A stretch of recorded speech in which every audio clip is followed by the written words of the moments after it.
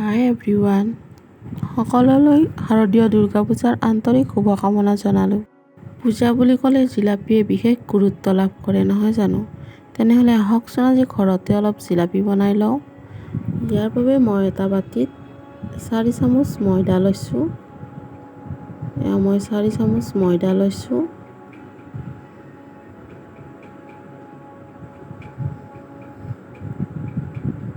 আৰু এয়া একেবাৰে শেষত এচামুচ পিঠাগুড়ি লৈছোঁ আৰু অকণমান চ'ডা দি লৈছোঁ।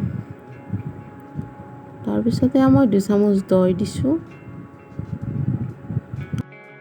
গোটেইখিনি একেলগে ভালদৰে মিহলি কৰি ল'ম। পিঠাগুড়িখিনি মই এইবাবে দিছোঁ যাতে জিলাপিখিনি ক্ৰিস্পি হয়।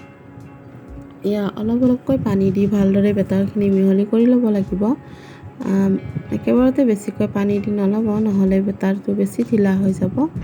এয়া হৈ গৈছে। এতিয়া মই 5 মিনিট এইটো ঢাকনি দি ৰাখি দিম। আৰু এইফালে মই গেছত চাচনিটো বনাম।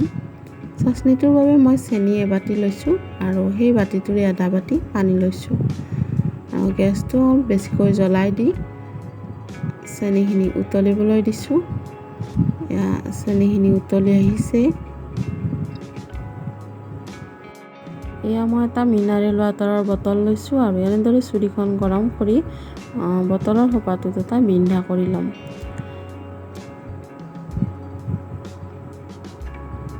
খুব সহজে এটা বিন্ধা কৰিব পৰা যায়। এনেদৰে চুৰিখন গৰম কৰি ল'লে চুৰি বা যিকোনো জোঙা বস্তুৰে কৰিব পাৰে। আৰু এইফালে পেনখনত তেল দি দিছোঁ, ৰিফাইন তেল, আৰু তেল গৰম হৈ গৈছে। আৰু এয়া মই এখন এখনকৈ জিলাপি বহাই দিছোঁ। বটলৰ বিন্ধাটো মই সৰুকৈ বনাইছিলোঁ, সেইবাবে জিলাপিখিনি অলপ সৰু সৰুকৈ বনিছে। আৰু মই খুব ভাল পাওঁ সৰু সৰুকৈ বনালে, সেইবাবে মই সৰুকৈ বনাইছোঁ। বটলৰ বিন্ধাটো ডাঙৰকৈ বনালে জিলাপিখিনি দেখিবলৈ আৰু ধুনীয়া হ'ব, কিন্তু মোৰ সৰু সৰুকৈ ভাল লাগে বাবে মই সৰু সৰুকৈ বনাইছোঁ।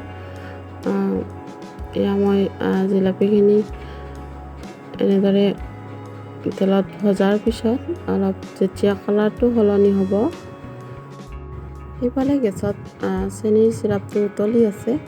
আৰু এয়া জিলাপিখিনি ভজা হোৱাৰ পিছত মই চেনিৰ চিৰাপত ডুবাই 5 মিনিট থৈ দিম। আপোনালোকলৈ এটা অনুৰোধ কৰিব বিচাৰিছোঁ, এইটো মোৰ নতুন চেনেল হয়। আপোনালোকে ভিডিঅ'বোৰ চাই কেনেকুৱা পাইছে জনাবচোন। আৰু যদি ভাল পাইছে চেনেলটি ছাবস্ক্ৰাইব কৰিব আৰু ভিডিঅ'বোৰ লাইক কৰিব। এয়া হৈ গৈছে জিলাপিখিনি। এয়া মই এইফালে চেনিৰ চিৰাপত দি দিছোঁ আৰু মই এনেদৰে বাকী থকা জিলাপিখিনিও ভাজি ল'লোঁ। এয়া হৈ গ'ল জিলাপি ৰেডি। এইবাৰ পূজাত ঘৰতে জিলাপি বনাই খাই চাওকচোন, নিশ্চয় ভাল পাব। ভিডিঅ'টি চাই ভাল পালে লাইক কৰিব, কমেণ্ট কৰিব, ছাবস্ক্ৰাইব কৰিব।